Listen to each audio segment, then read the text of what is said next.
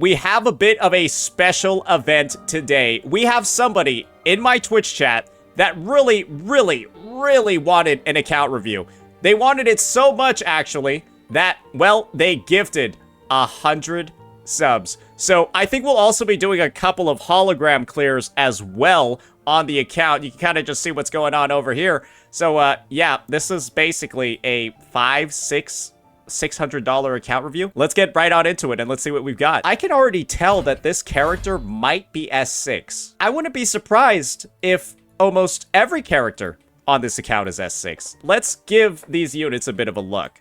So, first things first, we will have the S6 Augusta ready to go, ladies and gentlemen. She's gonna be right here. That's why you're seeing so much crit rate, so much crit conversion. It's because, well, she starts converting excess crit rate into crit damage as you get more and more of her sequence nodes. I think starting from S1, and then her S6 gives even more. So, yeah, stats like this, that's what happens when you S6 this unit. Let's take a look at the investment. We're also going to have an R5 weapon to go on top of it, so an absurd amount of damage is going to be over here. Let's check out the echoes. Ooh, we've got a bit of a situation on the echo side, ladies and gentlemen. Looks like this false sovereign over here is not looking too good. We got a crit rate false sovereign, heavy attack, crit damage, high roll, but we're missing a crit rate roll. And the thing is, this Augusta at S6 is going to be converting that crit rate to crit damage at a basically 1-to-2 ratio. So if you were to get like a 10.5% crit rate roll on this, that would convert into 21% crit damage as long as you're over 100, which you already are. You got like 20% more crit damage that you could potentially get over here, though the 10.5 is probably going to be unrealistic. Now we got this Hurriclaw. It's pretty close to a best in slot as you can get. The only thing better that we could ask for over here is an attack percentage roll and then higher rolls on some of these. But yeah, that's looking really good. All right, next up. Ooh, looks like we need to go farm some more Nightmare Purification Fields, bucko. Yeah, this one's a little rough. Low heavy attack roll, 2 basically dead rolls over here because Augusta does no liberation damage. ER, which is nice, but then only crit rate, no critical damage. So, yeah, we're leaving some stuff on the table here. And now we got the Electro pieces, the Void Thunder pieces. And I'm expecting these to be pretty decent, right? Crit damage, ER, crit rate. Overall, the attack is a little bit low. The ER is nice. So we're at like 130% on the character, which is pretty cool. And the crit rate is a little bit low, but hey, looking like a solid piece overall. Ooh, okay. So I'm beginning to see a bit of a major issue. We're missing 2 crit rate rolls, and this is the thing, right? Augusta's first sequence node actually goes ahead and gives you that initial... Wait, no, it's her S2. Her S2 is the one that gives her the initial crit to crit damage conversion. So that's a 1-to-2 if she's over 100%, right? But this is the thing. She's got another one on her S6. And so you're missing out on potentially way more critical damage by missing those 2 crit rate rolls. Just something to keep in mind. But this is only, you know, like a couple of days into Augusta's release. So I'm certain that you'll be grinding some better echoes for her. So that's just something to keep in mind. Those are going to be her pieces. It's the 4 cost and one of those 1 costs that do need, or like multiple of those 1 costs that need quite a bit of work. But with it being a 3-piece / 2-piece set, should be pretty easy for you to farm. Now let's check out the Mortifee. Quick, I have experiments underway. Never mind. This is a naked Mortifee. So he's on Moonlit Clouds, which is good, but holy moly, this guy's gonna get one shot by basically everything. This is level 50 with 7k HP. Yeah, he's being used just as a buffer, basically. So yeah, that's another way to upgrade this team. But I'm gonna be honest, this person's probably just saving for Yuno, which is going to turn this Augusta into an absolute demon. Now let's check out the SK. I'm here to serve your will. I'm gonna be real. This SK is kind of bad. First and foremost, this might be one of like the worst fallacy of no returns you can have on the character. If you are gonna be using SK with a damaging 4 cost, it's gotta be critical damage. SK actually doesn't benefit from any crit rate at all because she has guaranteed crits on the 1 move that she does.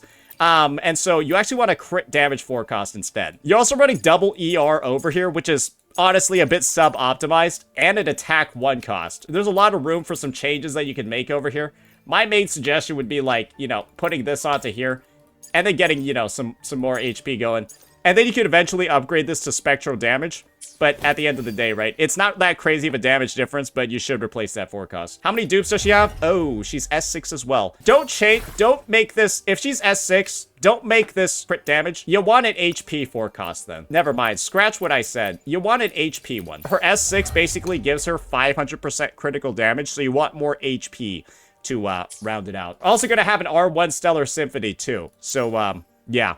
Those would be my main suggestions. Spectro damage eventually over here, and then make this an HP forecast. That's going to be the Shorekeeper build. You can see quite a bit of work, but it is S6, so it'll do okay damage. Now let's check out the cards. Split and match matter.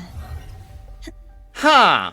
I mean, it is an S6 Cartithia, but, you know, I kind of expected... Okay, it's not an R5 weapon, though. It's just the S6 character. If it was an R5 weapon, it would definitely be above 50k HP. Let's see what the build's looking like. Ooh, that's a little rough. Ooh, that's like one usable substat. Ooh, that's a bit rough. Oh, this one's really good though. Oh, this one's really good though. Oh man, that's some solid stuff over there.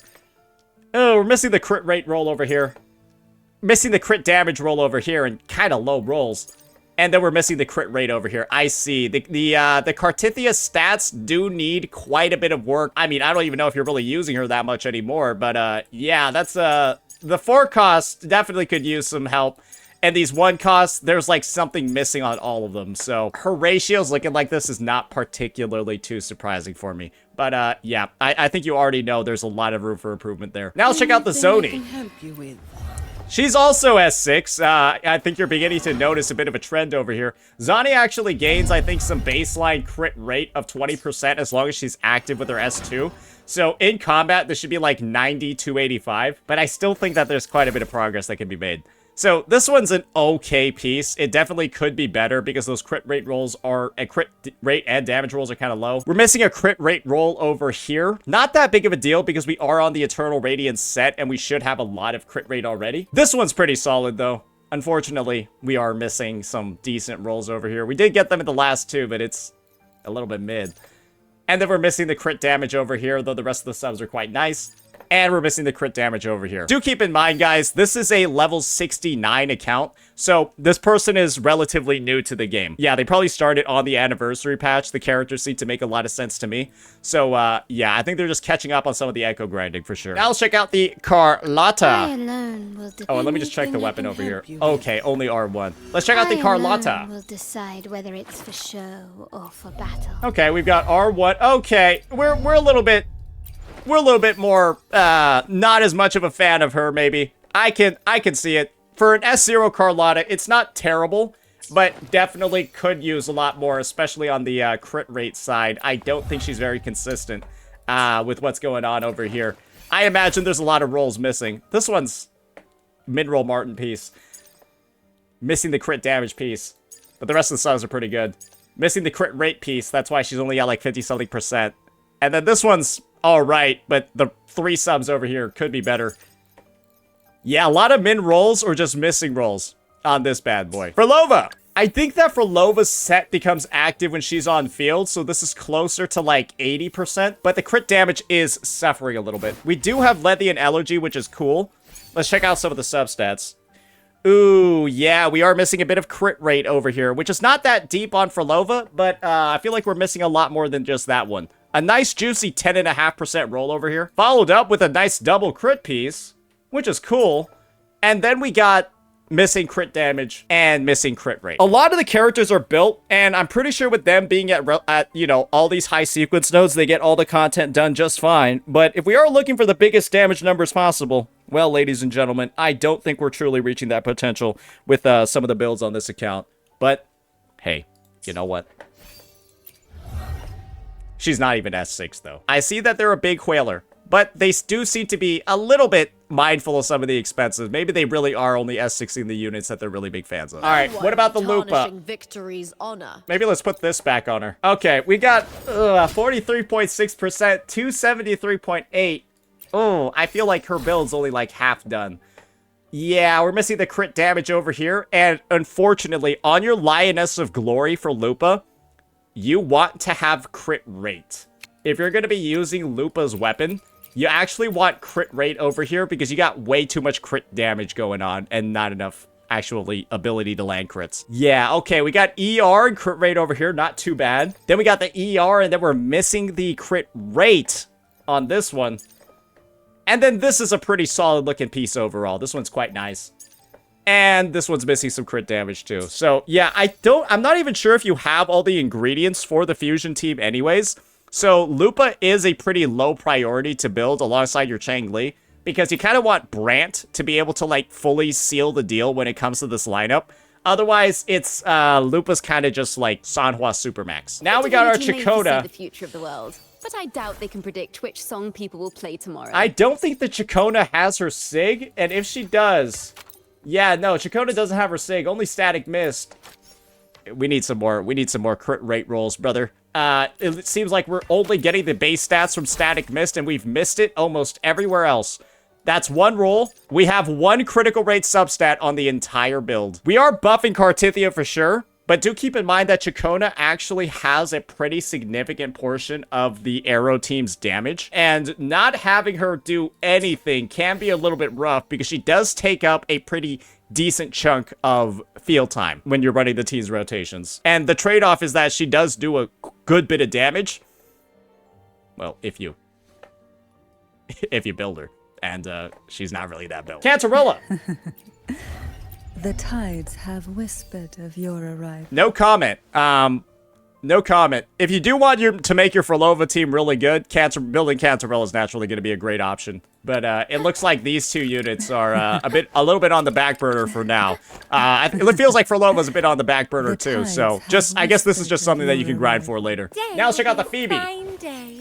It seems like this is confession mode Phoebe, so honestly, not even like investing in any of this skill tree is like perfectly fine, because you will probably increase the team's damage. By fully investing in this Phoebe, you'll probably increase the team's damage by about 1%, because confession mode Phoebe does no damage. She might actually be the lowest damaging sub DPS in the game, so I think it works just fine for the purposes you have here, which is, you know, to support your Zani. Rosia!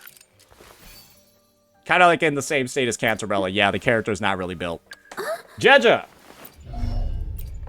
Not really built either. Chang Li! Plan with convention.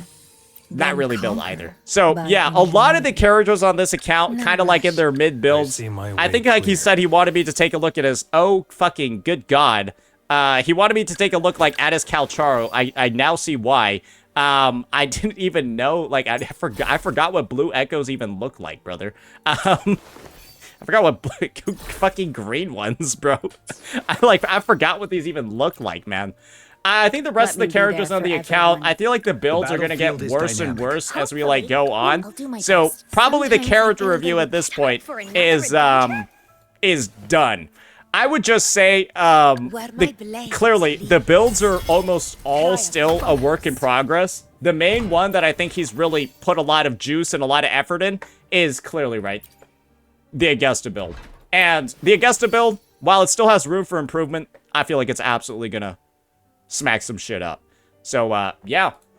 Overall, I would rate the builds. I mean, I'm gonna keep in mind that he's naturally still grinding, and there's only so much grinding you can do in a day, or so much grinding you can do with the wayplays without, you know, max refreshing. Holy shit. Without, like, max refreshing and stuff like that. I would say the character builds, probably at around, like, a B plus for where he's at in the stage of the game. Some really good ones, but also naturally, right, maybe he's spending a little bit too much time optimizing certain units when the love could be spread a little bit further across the roster. But that's more of like a personal take. I need help with building Calcaro and Jianshin S6.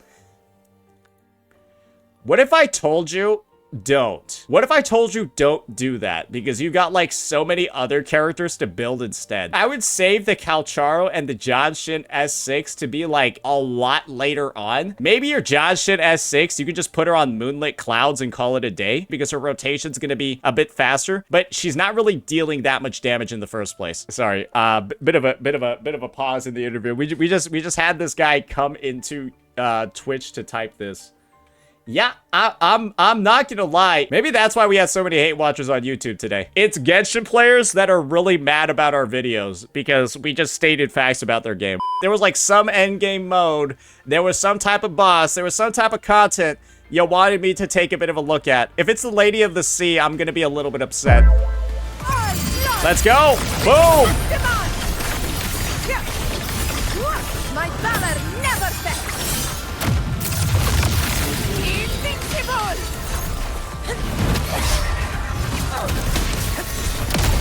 In control.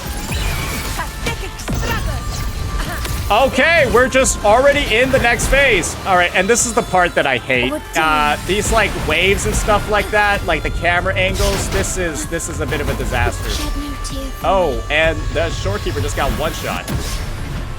That's a little bit awkward. I will not fall here. Yeah, that felt great. It looks like a bug.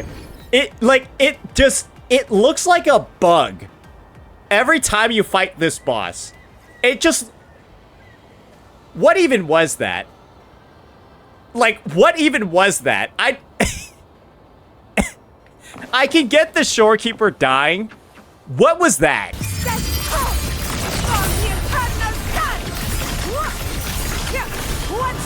Here we go.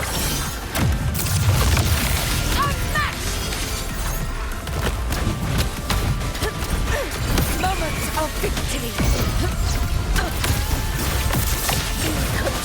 I mean, well, now she's almost dead in one rotation, so surely it can't be that hard, right, guys? Loading. Oh, wait. Oh, wait, great. I'm now locked into here. The waves are coming from this way. So, like, I don't really even know where I'm supposed to go. Like, and we gotta watch out for those tornadoes, too. Oh, there we go. Fury boy. Oh, that didn't hit. Oh, okay, was the tornado behind me? Oh. As you wish. Okay, I guess it was. Oh, bro. Let's do this another way. This is mine.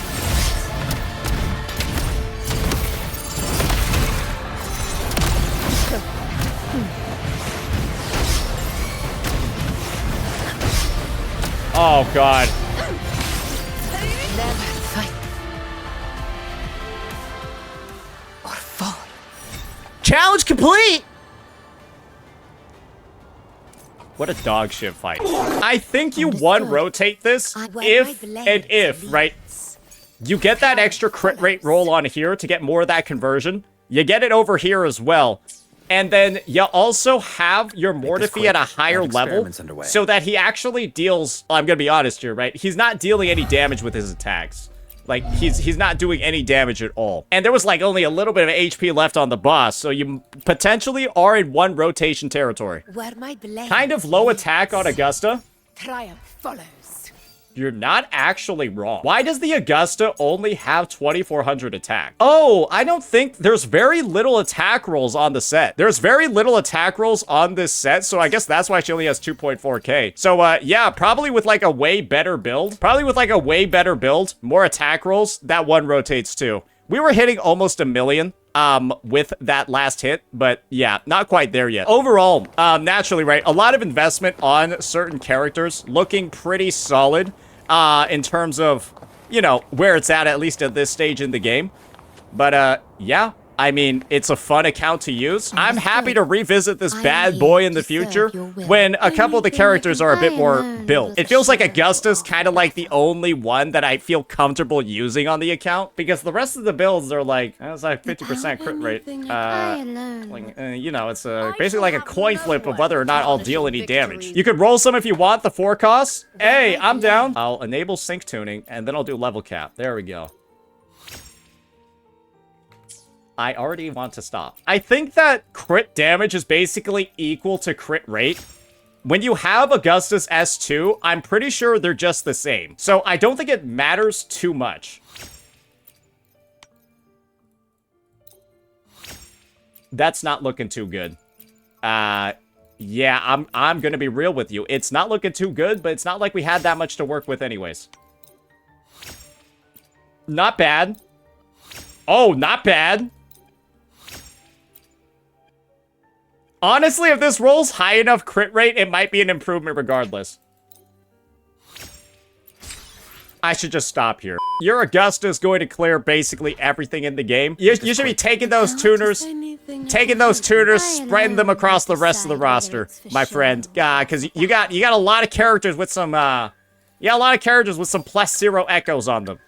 Yeah, there's quite a few with some +0 echoes on them. Maybe rolling for Augusta isn't the best choice over here when she's currently rocking a 150-381. That's just my take though. That's just my take. If you're at 129 ER, 150-381, maybe we can level up the other characters' echoes. That might be a better decision. But yeah, I'm very happy again to do like a review of this in the future after you made a bit more progress. Should be a fun account to do. Maybe we do that when we do pull for the S6 at some point, right? If that's something that we're doing. That'll be that, ladies and gentlemen. Let me know what you all thought about this whaley review. And peace out.